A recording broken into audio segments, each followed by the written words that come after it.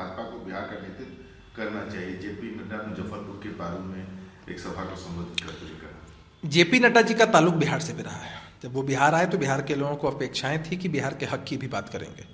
Bharatiya Janata party के राष्ट्रीय अध्यक्ष हैं, निश्चित रूप से उनका प्रभाव केंद्र की सरकार में भी है।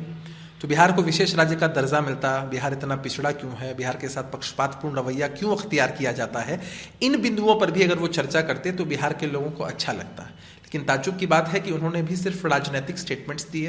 अभी कुछ समय पहले तक नीतीश कुमार जी का गुणगान करते नहीं थकते थे सभी लोग, और आज उनको कुशासन दिखाई पड़ता है, लॉ एंड ऑर्डर की स्थिति खराब दिखाई पड़ती है। सभी दलों को यात्रा करने का अधिकार है। भाजपा देश के लिए काम नहीं कर रही है, वे अपने लिए काम कर रही है, और इसलिए हमारी पार्टी ने उनसे गठबंधन तोड़ा। नीतीश कुमार ने जेपी नड्डा के बिहार दौरे को लेकर कहा। भाजपा के असली चरित्र को उजागर किया है हमारे नेता नीतीश कुमार जी ने। किसी भी पॉलिटिकल पार्टी का सबसे बड़ा एजेंडा विकास होना चाहिए, काम कैसे आगे बढ़े ये होना चाहिए। लेकिन जब से ये लोग सत्ता में आए हैं तब से इन लोगों ने बुनियादी मुद्दों की कभी चर्चा की ही नहीं है। सिर्फ भावनाओं को भड़का करके, तनाव पैदा करके, माहौल खराब करके राजनीतिक रोटी कैसे सेकी जाए यही इनकी प्राथमिकता में है।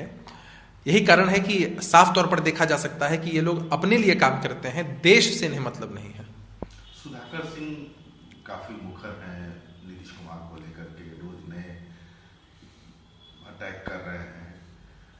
जदयू और राजद के नेता आमने सामने आ गए हैं। तेजस्वी यादव ने कहा है कि जब मना किया गया था कि राष्ट्रीय अध्यक्ष या तेजस्वी यादव ही महागठबंधन पे बोलेंगे तो उनको नहीं बोलना चाहिए था। ये सारी बातें हो रही हैं।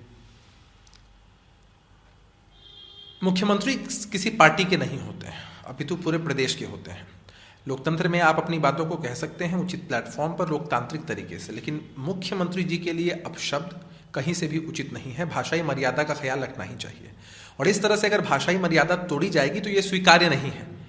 ये तो आरजेडी का आंतरिक मामला है कि उनके दल के लोग उन्हीं के प्रोटोकॉल को तोड़कर ऐसी बातें क्यों कर रहे हैं, क्यों बीजेपी के एजेंडे पर चल रहे हैं। तेजस्वी यादव जी ने खुद ही एक तरह से कहा है कि सुधाकर जी बीजेपी के इशारे पर बीजेपी के एजेंट के रूप में काम कर रहे हैं।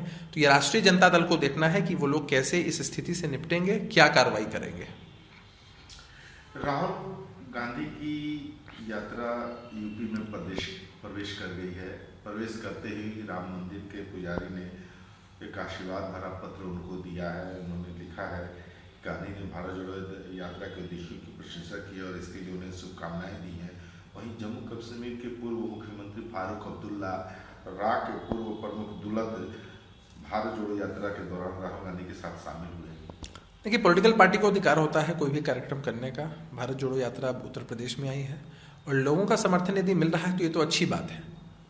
हमारे नेता नीतीश कुमार जी ने तो हमेशा इस बात की वकालत की है कि विपक्ष के सभी लोगों को एक प्लेटफॉर्म पर आना चाहिए और यह सुनिश्चित होना चाहिए कि 2024 के चुनाव मुद्दों पर आधारित होकर लड़े जाएं।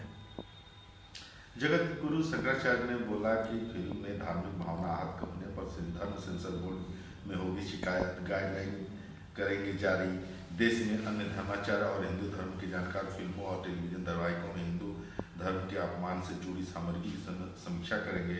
इसके लिए शंकराचार्य स्वामी अविमुक्तेश्वरानंद धार्मिक सेंसर बोर्ड बनाने जा रहा है, जो जल्द ही अपना काम शुरू कर देगा। देखिए, फिल्म में बहुत सारे पात्र, बहुत सारी कहानियाँ काल्पनिक होती हैं, विभिन्न कहानियों पर आधारित, कई बार सही घटनाओं पर भी आधारित फिल्में बनती हैं। लेकिन एक बात होनी ही चाहिए कि फिल्में मनोरंजन के लिए होती हैं, कभी किसी की भावनाएं आहत हो यह चीज़ उचित नहीं होती है। बहुत सारे फिल्म्स की शुरुआत में, प्रोमो में भी हम लोग देखते हैं कि वो लोग इस बात को डिक्लेयर करते हैं कि उनकी कहीं से भी यह मंशा नहीं है कि किसी की भी भावना आहत हो। तो इन सारी चीज़ों का ख्याल तो होना ही चाहिए पूरे देश में। आदि शंकराचार्य ने कुर जाति व्यवस्था की वकालत की। यह कहना है केरल के मंत्री एमबी राजेश ने।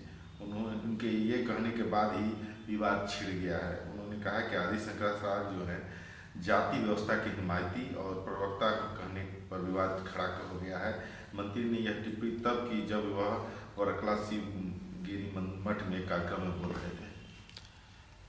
देखिए, मसला ये है कि हमारा देश अब प्रगति के पथ पर आगे बढ़ना चाहिए। देश में विकास कैसे हो, रोजगार कैसे मिले, महंगाई कैसे घटे, ये मुद्दे चर्चा के लिए होने चाहिए।